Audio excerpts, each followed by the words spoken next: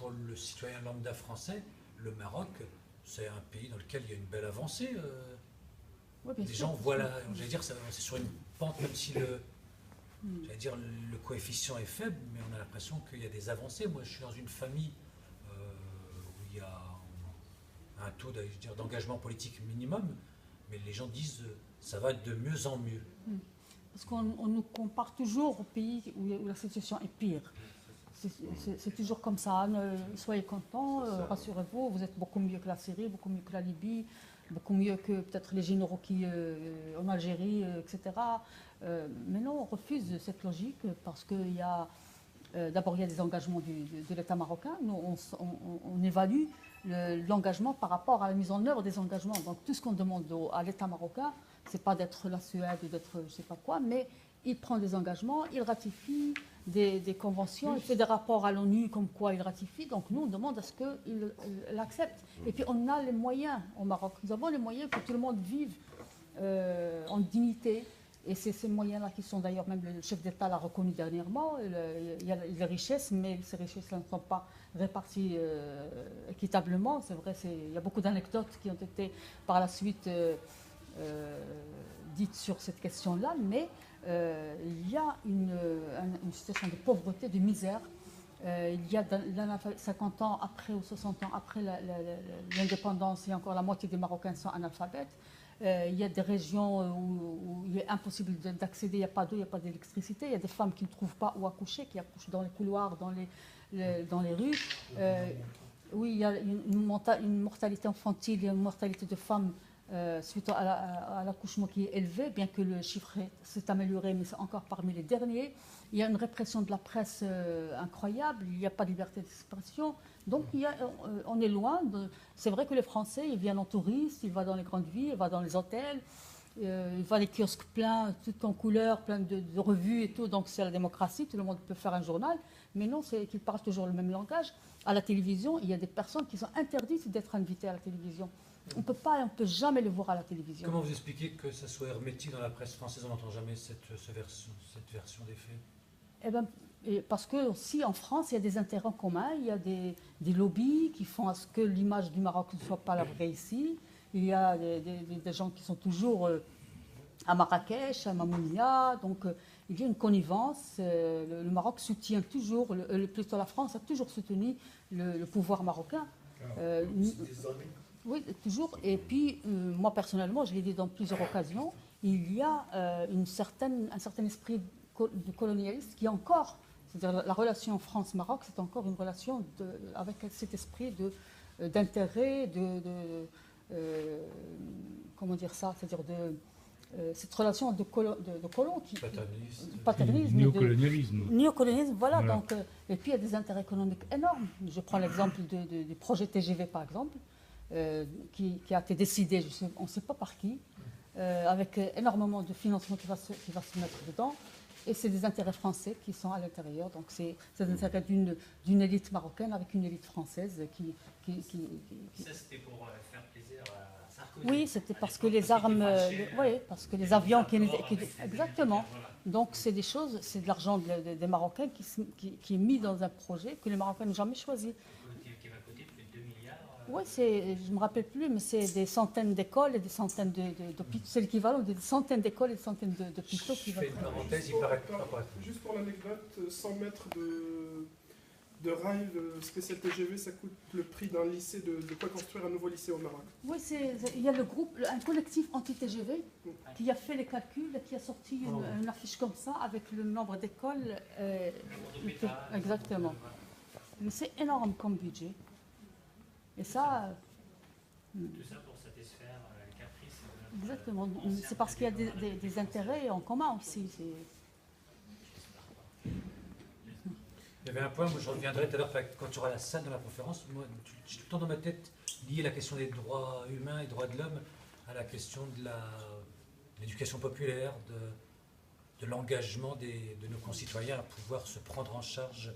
Et vous disiez qu'il y avait un taux d'illettrisme, d'analphabétisme énorme au Maroc? Oui, d'abord pour l'éducation populaire, vous savez qu'actuellement la MDH, depuis le 15 juillet, elle subit une répression digne des années de plomb. parce que le ministre de l'Intérieur, le 15 juillet, après la parole au Parlement, il a dit que les ONG de droits humains sont des ONG qui touchent l'argent de l'extérieur, donc c'est des C'est une ONG réalité. vendues aux ennemis.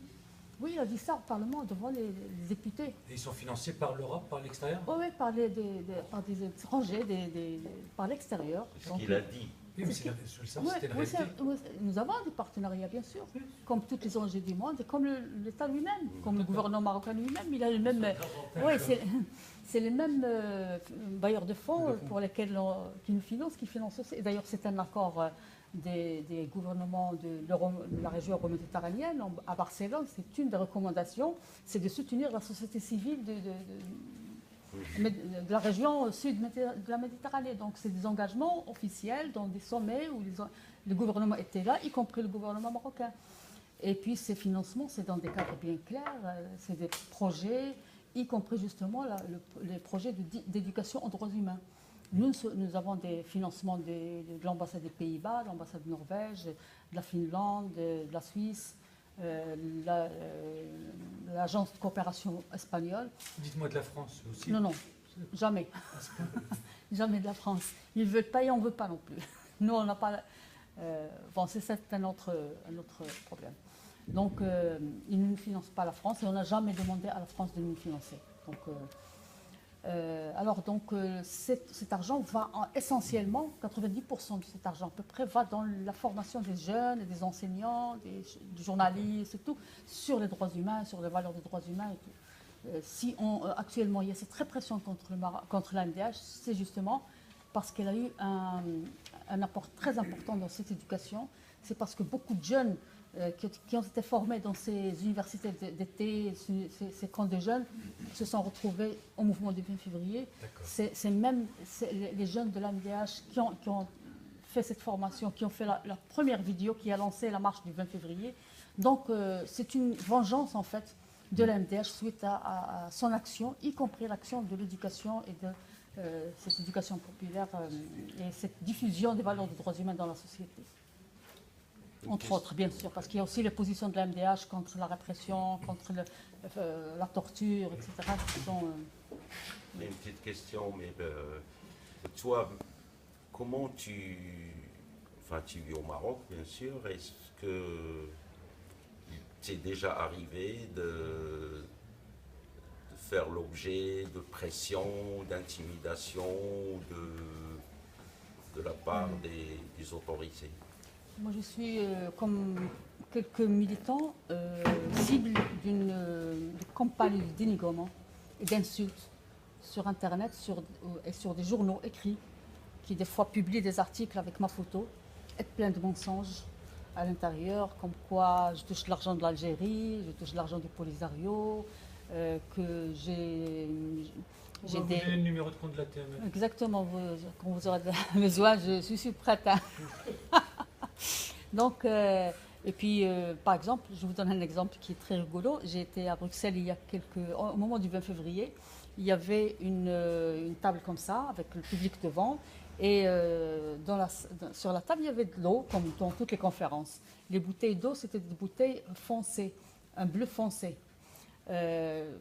3 mois après, il y a un article qui est sorti sur un journal de la police. Tout le monde sait que c'est un journal de la police, avec ma photo devant, en disant voilà les bouteilles de vin que Khadija achète avec l'argent de la MDH. C'est pour toucher déjà, c'est pour le public marocain, une femme qui boit, c'est déjà qui boit du vin au Maroc, c'est mal vu, donc c'est déjà toucher ma réputation entre guillemets. Moi, je n'ai rien contre le vin, mais en tout cas, c'était de l'eau l'autre. Et en plus de ça, pour dire voilà, c'est l'argent de la MDH qui est utilisé pour des plaisirs. Donc pour vous dire, une autre fois, le même journal a sorti une photo de moi en disant que j'ai envoyé un groupe de délinquants pour casser le bras d'un journaliste.